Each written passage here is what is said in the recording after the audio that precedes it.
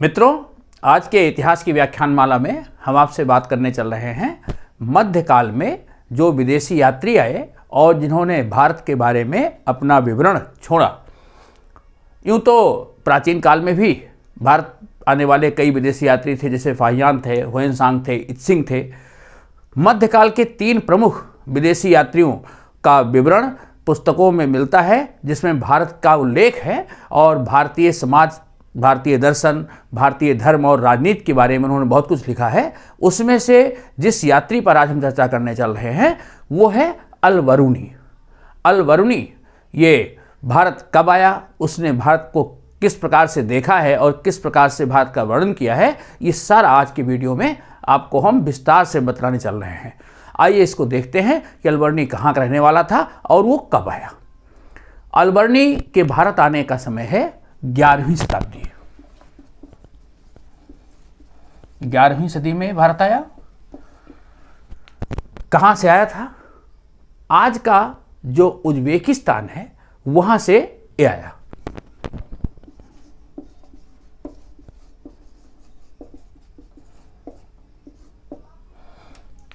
ये उज्बेकिस्तान का रहने वाला था। उज्बेकिस्तान को उस समय ख्वारिज्म कहा जाता था। ख्वारिज्म में एक स्थान है खीवा, यहां का रहने वाला था। और उस समय ख्वारिज्म पर ससानी वंश का शासन था। ससानी वंश के शाह ममुनी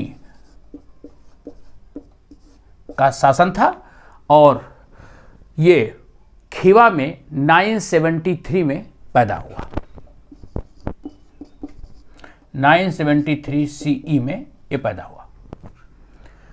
तो इसने अच्छी शिक्षा प्राप्त की थी। ख्वारिज्म उसके पास, ईरान के पास निसापुर, ये सब इस्लामी शिक्षा के केंद्र थे, तो इसको अच्छी शिक्षा भी मिली और इसलिए अल-बरूनी ने अच्छी शिक्षा भी प्राप्त की। इसे सीरियाई, फारसी, अरबी और संस्कृत भाषा का ज्ञान था। संस्कृत भाषा इसने भारत आकर के सीखी। पहले सीरियाई, फारसी, अरबी, इन भाषाओं का इसको ज्ञान था और इसने यूनानी ग्रंथों का भी अध्ययन कर रखा था। यूनानी भाषा नहीं जानता था, लेकिन यूनान के जो ग्रंथ थे, जिनका तर्जुमा, जिनका अनुवाद अरबी भाषा में हो रखा था, उन पुस्तकों को इसने पढ़ रखा था। इसलिए प्लेटो, सुकरात, इनकी पुस्तकों को इसने अरबी भाषा में पढ़ लिया था। तो इसलिए यूनानी साहित्य का भी ज्ञान इसे था। ओके, तो ये हो गई इसकी शिक्षा दीक्षा की कहानी। अल-बरूनी जो शार्ट में जाना जाता है, इसका पूरा नाम था अबू रेहान मोहम्मद इब्न अहमद अल-बरूनी, ये इसका पूरा नाम था। अबू रेहान मोहम्मद इब्न अहमद अल-बरूनी। इसके माता पिता ईरानी थे। माँ और पिता ये दोनों ईरानी थे। के माता पिता चूँकि ईरान के रहने वाले थे और वो यहाँ उज्बेकिस्तान में रहते थे, तो इसलिए उनको लोग बाहरी मानते थे कि बाहर के लोग हैं।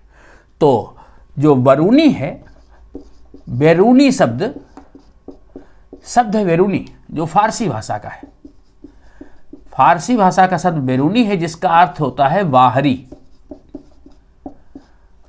क्योंकि इसके माता पिता ईरानी थे, बाहर से आए हुए थे, इसलिए जब अल-बरूनी पैदा हुआ तो इसका नाम अबू रेहान, जो वास्तविक नाम था, इसके साथ मोहम्मद इब्न अहमद अल-बरूनी, पिता के नाम के साथ इसके बरूनी जोड़ा गया। बैरूनी का अर्थ आप समझ गए होंगे। शब्द फारसी भाषा का है बैरूनी, जिसका अर्थ होता है बाहरी। तो चूंकि इसके माता पिता बाहर से थे, इसलिए बैरूनी इसके नाम के साथ जोड़ा गया। ओके, अब जब इसने ये सब भाषाओं की शिक्षा प्राप्त की, यूनानी ग्रंथों का अनुवाद किया, तो साथ साथ इसको ज्योतिष और गणित, इन दो विषयों से विशेष लगाव था। ज्योतिष और गणित का इसने विशेष ज्ञान प्राप्त किया। इसने जो यूनानी ज्योतिष था उसको तो सीखा ही, भारत आया तो भारतीय ज्योतिष का भी इसने अध्ययन किया। तो इसे यूनानी और साथ साथ भारतीय ज्योतिष दोनों का ज्ञान था। अब अलबर्नी कैसे भारत आया, इस कहानी को समझिए। अलबर्नी उज्बेकिस्तान में ख्वारिज्म के शाह ममूनी के शासक में मंत्री के रूप में काम कर रहा था। हुआ क्या कि 1017 में महमूद गजनबी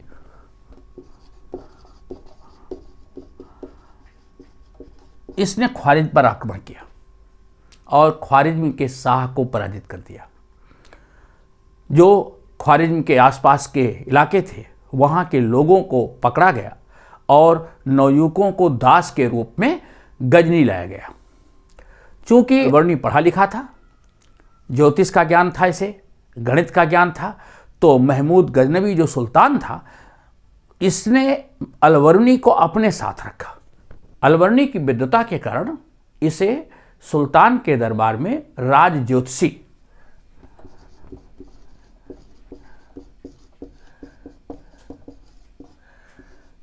से राज ज्योतिषी की उपाधि दी गई और इसे पर्शियन भाषा में जो उपाधि दी गई थी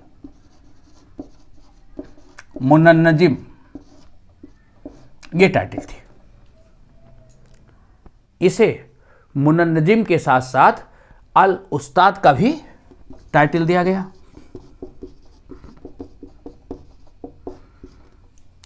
और ये पहला व्यक्ति था जिसको फादर ऑफ इंडोलॉजी के नाम से जाना जाता है।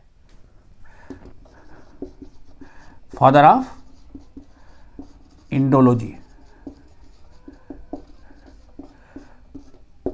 तो इस तरह अलबर्नी अब सुल्तान की सेवा में रहने लगा।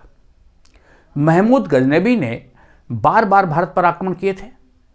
1018 में महमूद गजनबी ने जब कन्नौज पर आक्रमण किया तो उनके साथ अलबर्नी भी भारत आया।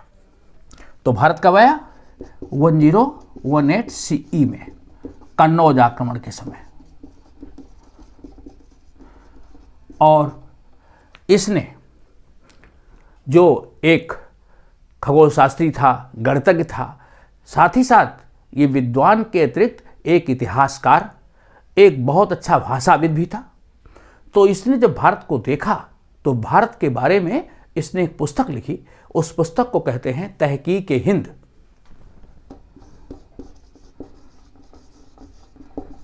तहकीक-ए-हिंद, इसका अर्थ होता है कि भारत के बारे में जानकारी देने वाली पुस्तक। तहकीक-ए-हिंद का अर्थ है भारत की खोज। एक प्रकार से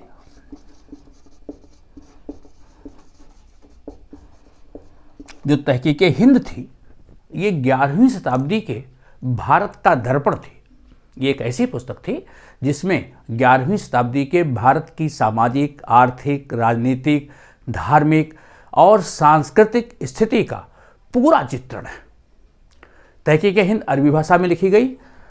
इसकी भाषा अरबी है और इसमें 80 अध्याय हैं। अलबर्नी ने भारत के समाज को जैसा देखा, यहाँ के समाज के बारे में उसने लिखा, यहाँ के कानून के बारे में लिखा, राजनीति के बारे में लिखा, धर्म के बारे में लिखा, यहाँ की कीमियागिरी, यहाँ के नाप तौल के बाट, यहाँ के रीति रिवाज, यहाँ के दर्शन, धर्म, इन सब के ऊपर उसने बहुत विस्तार से लिखा है। अलबर्नी की जो तहकीक-ए-हिंद है इसमें भारतीय समाज की सामाजिक स्थिति, नारियों की स्थिति क्या है, ब्राह्मणों की सर्वोच्चता के बारे में लिखता है कि समाज में ब्राह्मण सर्वोच्च हैं। जो 4 वर्ण हैं उन 4 वर्णों का इसने उल्लेख किया है। ये भी इसने लिखा है कि यहाँ भारत में छुआछूत भी है, अस्पृश्यता है, जो महिलाएं हैं और जो अछूत हैं उनकी स्थिति निम्न है। अलबर्नी ने भारत में ब्राह्मणों के संपर्क में रह करके पहले तो संस्कृत भाषा सीखी, क्योंकि इसको भारत की संस्कृत के बारे में जानना था। तो संस्कृत की जानकारी भारतीय जो ऐसे ग्रंथ थे उन ग्रंथों से हो सकती थी। तो इसलिए इसने उन ग्रंथों के अध्ययन के लिए संस्कृत सीखी और उन ब्राह्मणों को भी इसने मदद की। बदले में जो भारतीय ब्राह्मण थे उनके लिए इसने यूनान के बहुत बड़े मैथमेटिशियन हैं यूक्लिड की पुस्तक है एलिमेंट्स,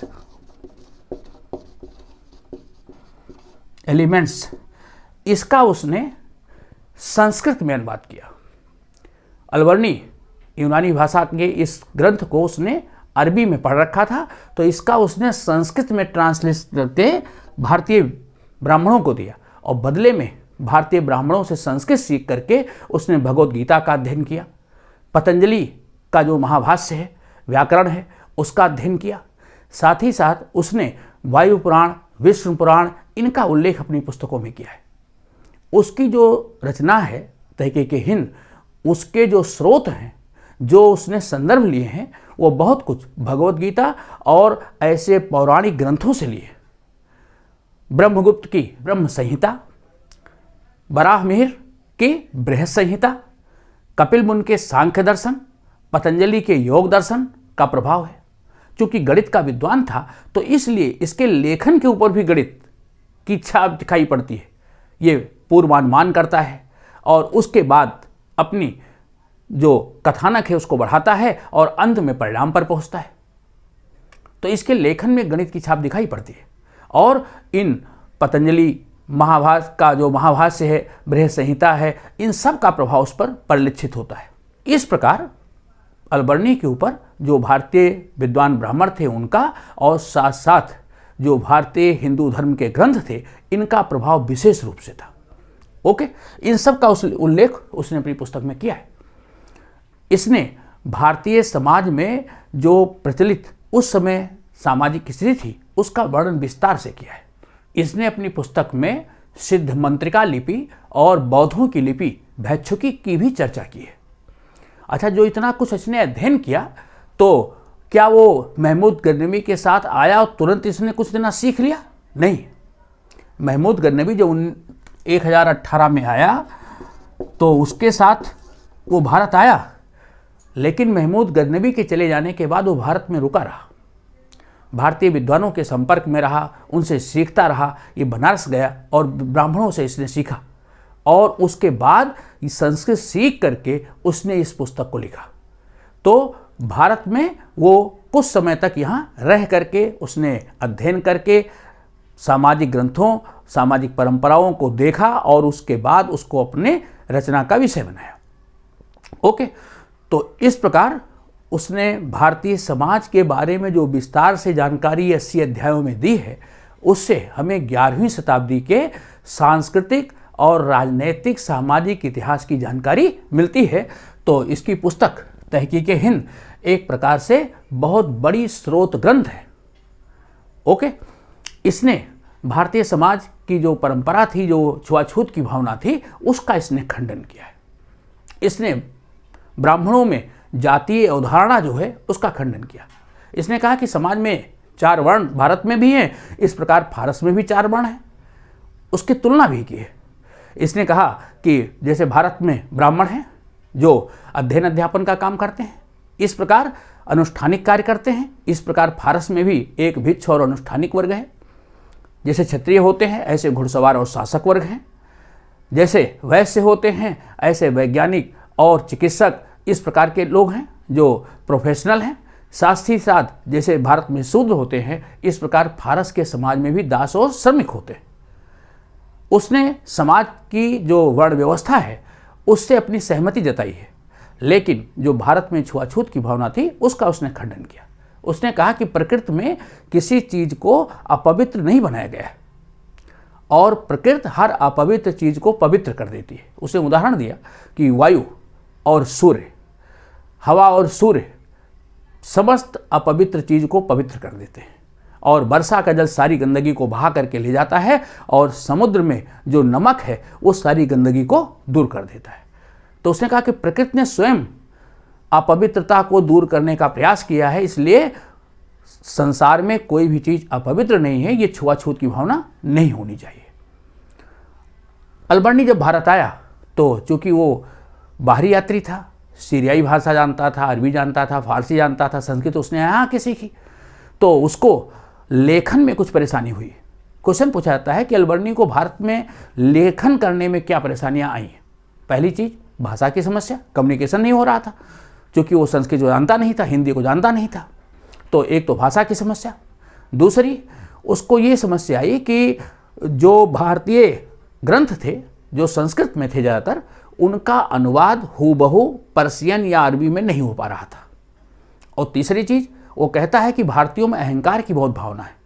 कहता है भारतीय विद्वान ब्राह्मण हैं तो बहुत योग्य, लेकिन वो कूप मंडूक हैं, वो किसी विदेशी देशों के संपर्क में नहीं है, इसलिए वो अपनी भाषा, अपने धर्म, अपने दर्शन, अपने रीति रिवाजों को सर्वश्रेष्ठ मानते हैं।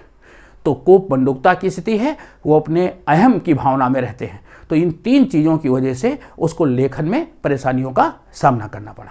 अलबर्नी 1030 में उसने अपनी पुस्तक को पूरी तरह से कंप्लीट कर दिया और इस प्रकार से तहकीक-ए-हिंद प्रकाश में आ गई।